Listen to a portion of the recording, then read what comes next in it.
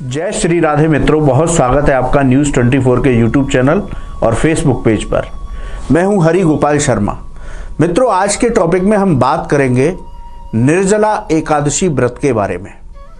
क्यों एकादशियों में विशेष एकादशी मानी जाती है निर्जला एकादशी, इस दिन किस तरह से पूजा करनी चाहिए, साथ ही आपको 2 विशेष उपाय बताएंगे। यदि संतान से जुड़ी आपकी कोई समस्या है तो क्या करें, और यदि आपकी धन से जुड़ी समस्या है तो क्या करें। मित्रों, ज्येष्ठ मास के शुक्ल पक्ष की एकादशी निर्जला एकादशी कही जाती है। इसे भीमसेनी एकादशी भी कहते हैं। सनातन धर्म में एकादशी को पर्व की तरह मनाया जाता है। एकादशी तिथि परम कल्याणकारी तिथि है। ज्येष्ठ मास के शुक्ल पक्ष की एकादशी, जिसे निर्जला एकादशी कहा जाता है, वो विशेष है। इस बार निर्जला एकादशी का पर्व 21 जून सोमवार को मनाया जाएगा। एकादशी तिथि 20 जून को शाम 4:21 से शुरू होगी और 21 जून को सोमवार के दिन 1:31 तक रहेगी। इसलिए 21 जून सोमवार को निर्जला एकादशी का पावन पर्व मनाना श्रेष्ठ है, उत्तम है। इसलिए आप 21 जून को निर्जला एकादशी का पर्व मनाएं। निर्जला एकादशी को भीमसेनी एकादशी भी कहते हैं, यानी कि ये एकादशी पांडवों से जुड़ी हुई है।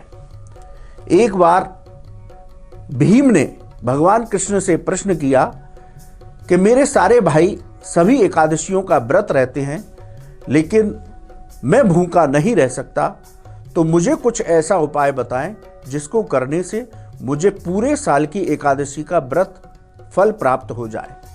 तब भगवान श्री कृष्ण ने कहा कि आप ज्येष्ठ मास के शुक्ल पक्ष की जो एकादशी होती है, जिसे निर्जला एकादशी कहा जाता है, उस दिन निर्जल रह करके व्रत रखें तो आपको पूरे साल की एकादशी का फल प्राप्त हो जाएगा। तो मित्रों, ये एकादशी विशेष है। जैसा कि नाम से स्पष्ट है, निर्जला। इस एकादशी को निर्जल रह करके जो लोग व्रत करते हैं, भगवान श्री हरि की आराधना करते हैं, युगल सरकार श्री राधा कृष्ण की आराधना करते हैं, उन्हें पूरे वर्ष की एकादशी का फल प्राप्त हो जाता है। इसलिए निर्जला एकादशी सभी एकादशियों में विशेष मानी जाती है। निर्जला एकादशी का आप व्रत कर रहे हैं तो 10वीं तिथि की शाम को इस व्रत का पारायण शुरू कर दें। 21 जून को यानी कि सोमवार को जब निर्जला एकादशी का पर्व होगा, सूर्योदय से पहले स्नान करें और व्रत संकल्प लेकर के निर्जल व्रत रखें। यदि आप निर्जल व्रत नहीं रह सकते तो फलाहार रख करके व्रत रख सकते हैं। सूर्योदय से पहले स्नान करें। स्नान करने के बाद अपने इष्ट देव का पूजन करें, भगवान लक्ष्मी नारायण का पूजन करें, अपने गुरुदेव का पूजन करें, युगल सरकार श्री राधा कृष्ण का पूजन करें।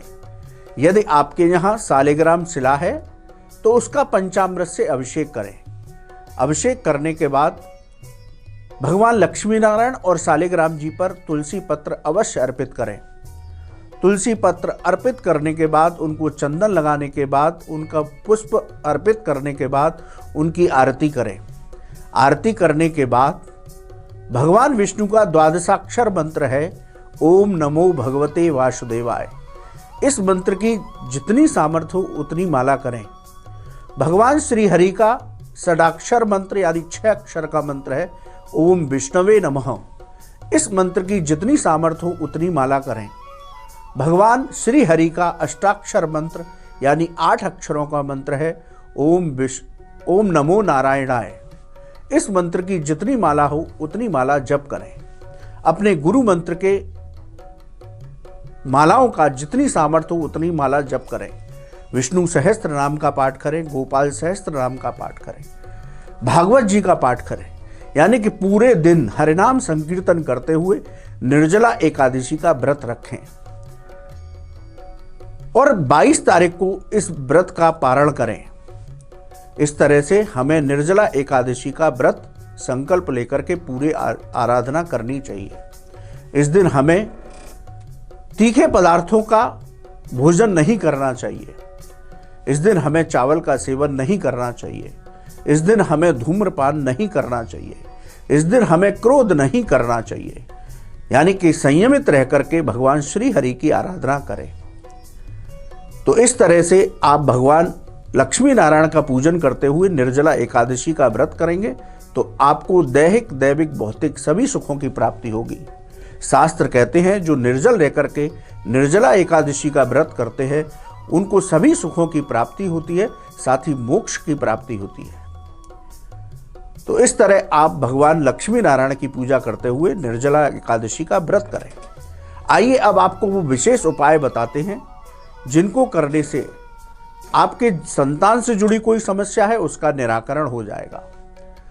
दूसरा, यदि आपकी धन से जुड़ी कोई समस्या है उसका निराकरण हो जाएगा। यदि आपकी संतान से जुड़ी समस्या है, संतान का सुख आपको प्राप्त नहीं हुआ है, तो आप सालिग्राम शिला का पंचामृत से पूजन करने के बाद उनको तुलसी पत्र अर्पित करें, उनको चंदन अर्पित करें, उनको माखन, मिश्री और फलों का भोग लगाएं। और एक मंत्र में निवेदन कर रहा हूं, इस मंत्र की पति पत्नी दोनों जितनी सामर्थ्य हो उतना जप करें। मंत्र क्या है? ओम देवकी सुत गोविंद वासुदेव जगतपते देह में तनियम कृष्ण त्वाम हम शरणम गतः।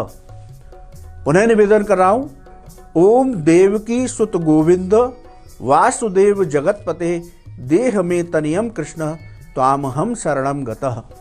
इस मंत्र का पति पत्नी सालिग्राम जी, लक्ष्मी नारायण, गोपाल जी के सामने मंत्र जप करते हैं तो उनको संतान सुख की प्राप्ति होती है। दूसरा प्रयोग, यदि आपके जीवन में धन की समस्या है, धन की प्राप्ति नहीं हो रही है या निरर्थक ही धन खर्च होता है, तो निर्जला एकादशी के दिन शाम के समय आप तुलसी के गमले, तुलसी के पौधे के पास देसी घी का दीपक जलाएं और गमले के पास आसन बिछाकर ही सबसे पहले ओम नमो भगवते वासुदेवाय इस मंत्र की एक माला जप करें और उसके बाद गोपाल सहस्त्रनाम या विष्णु सहस्त्रनाम का पाठ करेंगे तो आपके जीवन से धन से जुड़ी समस्या का निराकरण हो जाएगा। तो ज्येष्ठ मास के शुक्ल पक्ष की एकादशी निर्जला एकादशी परम कल्याणकारी एकादशी है। इस एकादशी का व्रत करने से साधक को पूरे साल की एकादशी का फल प्राप्त हो जाता है। साथ ही श्री हरि की विशेष कृपा के साथ वैकुंठ लोक में स्थान प्राप्त होता है। आप सभी को निर्जला एकादशी की मंगल में शुभकामनाएं। जय श्री राधे।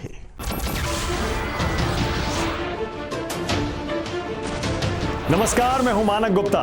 अगर आपको हमारा ये वीडियो पसंद आया हो तो इसे लाइक और शेयर जरूर करें और हाँ, हमें सब्सक्राइब और फॉलो करना ना भूलें ताकि आप देश और दुनिया की कोई खबर मिस ना करें।